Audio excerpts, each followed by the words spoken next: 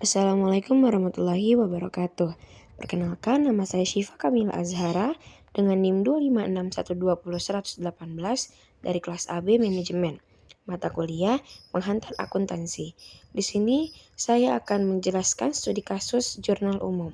Tanggal 1 November, Ayu store modal ke bank sebesar 30 juta. Karena uang yang di-store masuk ke kas, jadi akun kas didebit. Dan karena itu, modal yang disetorkan ke dalam bank adalah modal dari pemilik, maka akun modal berada di kredit. Kemudian pada tanggal 5 November, Ayu membeli tanah secara tunai senilai 22.500.000. Karena tanah itu aset yang bertambah, kita catat tanah di debit, dan karena bayar pakai uang kas, jadi kas di dalam kredit. Pada tanggal 10 November, memberi perlengkapan secara kredit sebesar 1.500.000. Jadi perlengkapan menambah, dan karena perlengkapan menambah ditaruh di debit. Kemudian karena pembayarannya secara kredit, maka utang usaha bertambah dan kemudian ditaruh di dalam kredit sebesar 1.500.000. Pada tanggal 30 November pertama, ada beberapa beban yang harus dibayar secara tunai.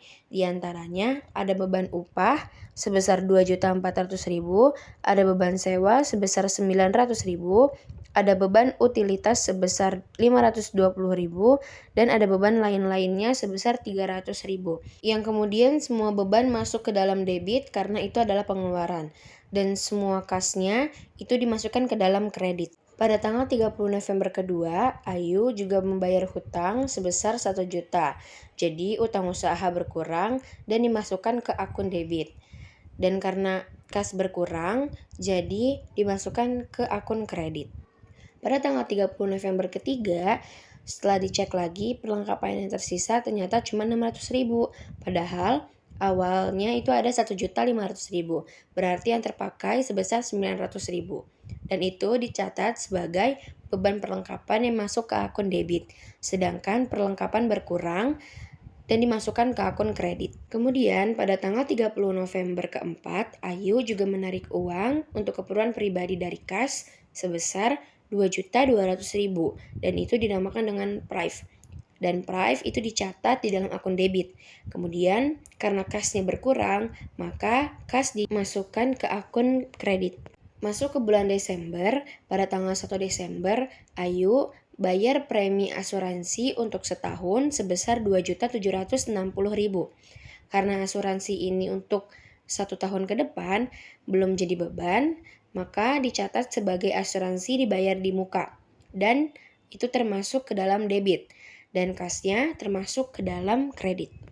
Masih tanggal 1 Desember, Ayu juga membayar sewa kantor untuk bulan itu sebesar 900.000. Karena langsung dipakai di bulan itu, jadi masuk ke dalam beban sewa. Dan beban sewa itu masuk ke dalam akun debit.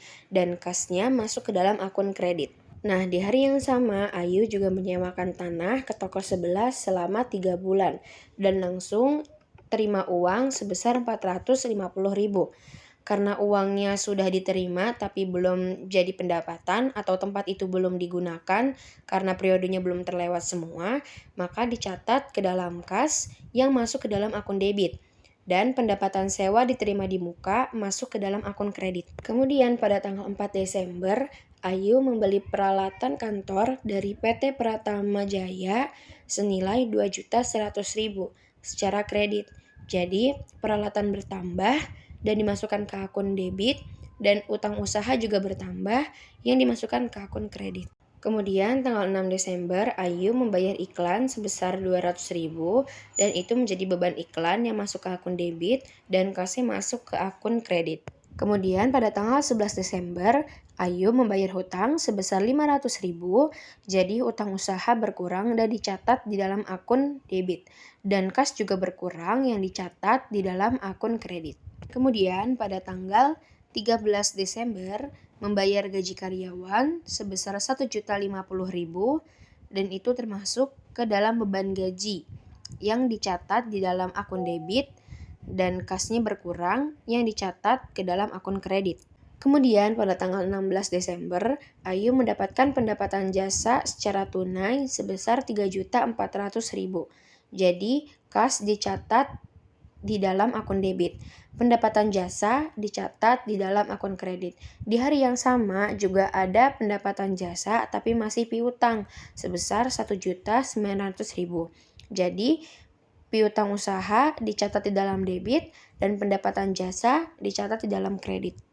Kemudian pada tanggal 20 Desember, Ayu membayar lagi sebagian utang ke PT Pratama Jaya sebesar 1 juta.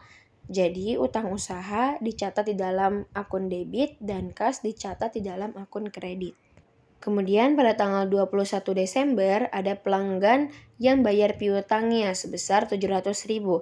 Jadi kas naik yang dicatat di dalam debit dan piutangnya berkurang yang dicatat di dalam kredit.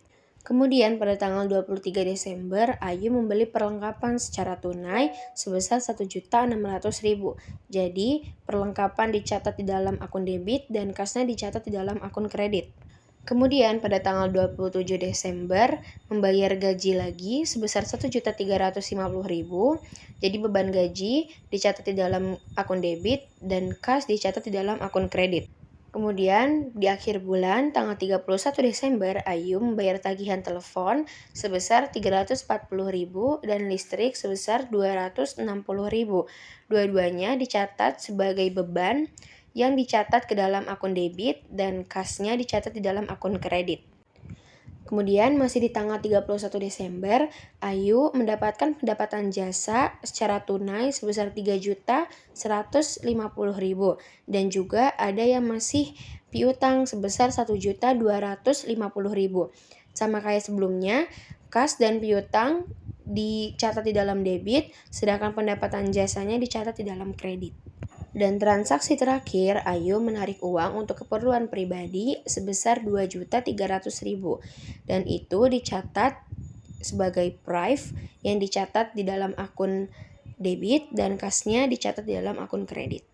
Sekian penjelasan dari saya, kurang lebihnya mohon maaf. Wassalamualaikum warahmatullahi wabarakatuh.